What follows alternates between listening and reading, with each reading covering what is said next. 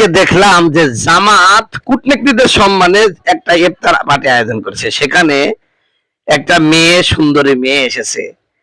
দেখলাম যে আমার আমির সাহেব একটা মুহূর্তের জন্য চোখের হেফাজত করলো না, এমন এক মায়াবী ভাবে তাকালো, মনে হলো যেন পর্দার আয়াত এখানে ডুকরে কাটতেছে।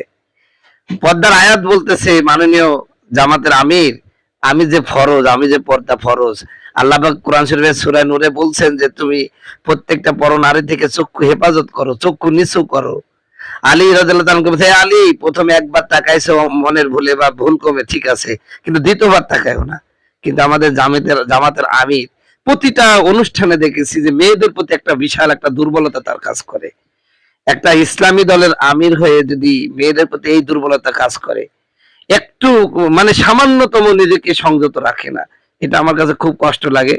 আমি জামাতের আলেম ওলামাদের প্রতি উদাত্ত আহ্বান জানাবো, যেহেতু আমাদের জামাতের আমির মহোদয় তিনি তো আলেম না, তাকে একটু বুঝান যে এগুলো দৃষ্টিকটু, এটা আলেমদেরকে খুব অপমানিত হতে হচ্ছে, সাধারণ মানুষকে এর কারণে ছোট হতে হচ্ছে।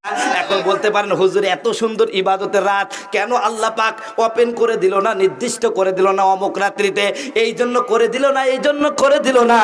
কারণ নির্দিষ্ট করে দিলে কিছু কিছু অভাগা বান্দা আছে ওই রাত্রিটাও ইবাদত না করে কাটাতো, কথা বলুন ঠিক কিনা? কিছু কিছু অভাগা বান্দা আছে ওই রাত্রি তো নারী নিয়ে ফুর্তি করতো, ওই রাত্রিতে এক রাত ইবাদত করলে যদি 83 বছর 4 মাসের সওয়াব হয়, ওই রাতে কেউ যদি নারী নিয়ে ফুর্তি করে 83 বছরের গুনাহ হবে। কথা বলুন ঠিক কিনা? আমার বন্ধুগণ, আমার ভাইয়েরা, এই জন্য আল্লাহ পাক নির্ধারণ করে দেন নাই। আর যদি নির্ধারণ করে দিতেন তাহলে এমনও হতে পারতো যে মানুষ ওই রাত্রাটাই খালি ইবাদত করত, আর কোনো রাত্রে ইবাদত করতো না। কথা বলুন ঠিক কিনা? ও বন্ধুগণ, আমার ভাইয়েরা, রমজানের মাসের মধ্যে একটা রাত আছে লাইলাতুল কদর। এই রাতটার মর্যাদা অনেক অনেক বেশি, অনেক বেশি। কত বেশি? আমার নবী একদিন বসা, তখন তিনি সাহাবীদেরকে নিয়ে একটা গল্প শোনালেন। গল্পটা হলো, আমার সাহাবীরা শোনো, বনি ইসরায়েলের মধ্যে হাজার হাজার বছর পূর্বে একজন ব্যক্তি ছিল, 1000 বছরে কোনোদিন তাহাজ্জুদ কাজা করে নাই। 1000 বছর রাত্রে সারা রাত তাহাজ্জুদের নামাজ পড়েছে, দিনে সারা দিন জিহাদের ময়দানে কাফেরদের বিরুদ্ধে যুদ্ধ করেছে। এই ঘটনা শুনে সাহাবীরা বললেন, ইয়া রাসূলুল্লাহ, ইয়া হাবিবাল্লাহ, এই লোকটা তো আমাদের চেয়ে মর্যাদায় বেশি হয়ে গেল। আমাদের হায়াত কম, কারো 20 বছর, কারো 30 বছর, কারো 50, কারো 100, কারো 150, এর চাই তো বেশি না। ওই লোকটা 1000 বছর ইবাদত করেছে, ওর চেয়ে তো আমরা আমলের দিক দিয়ে কমা হয়ে গেলাম। আমার নবী, বিশ্ব নবী মুহাম্মদ রাসূলুল্লাহ বলছেন, তাই তো। এমন অবস্থায় আমার আল্লাহ জিবরিলকে পাঠিয়ে দেয়া বললেন, ও জিবরিল, আমার বন্ধুর কাছে চলে যাও, গিয়া বলো, বন্ধু আপনি চিন্তা করবেন না, আপনার উম্মতের হায়াত কম হয়েছে তো কি হয়েছে? আপনার উম্মতের হায়াত কম হতে পারে, কিন্তু আপনার উম্মতের মর্যাদা কেউ নিতে পারবে না। বলেন সুবহানাল্লাহ। আমার আল্লাহ রাব্বুল আলামিনের হাবিব তখন বললেন, এ আল্লাহ রাব্বুল আলামিন, কেমনে আমার উম্মতের মর্যাদা বাড়বে?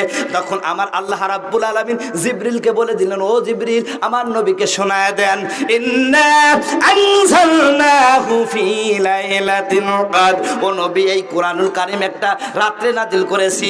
ওমা আদরাকা মা লাইলাতুল কদর। ও নবী, জানো কি লাইলাতুল কদরটা কি? লাইলাতুল কদরি খায়রুম মিন আলফি শাহর। লাইলাতুল কদরটা হলো 1000 মাস থেকে উত্তম। এই 1000 মাস মানে 83 বছর 4 মাস। একটা রাত ইবাদত যদি আপনার বান্দা, আপনার উম্মতেরা করে, আপনার মহিলা উম্মত, আপনার পুরুষ উম্মত, একটা রাত্রি যদি লাইলাতুল কদরের একটা রাত্রি যদি ইবাদত করে, 83 বছর 4 মাস ইবাদত করার সওয়াব পাবে। বলেন সুবহানাল্লাহ।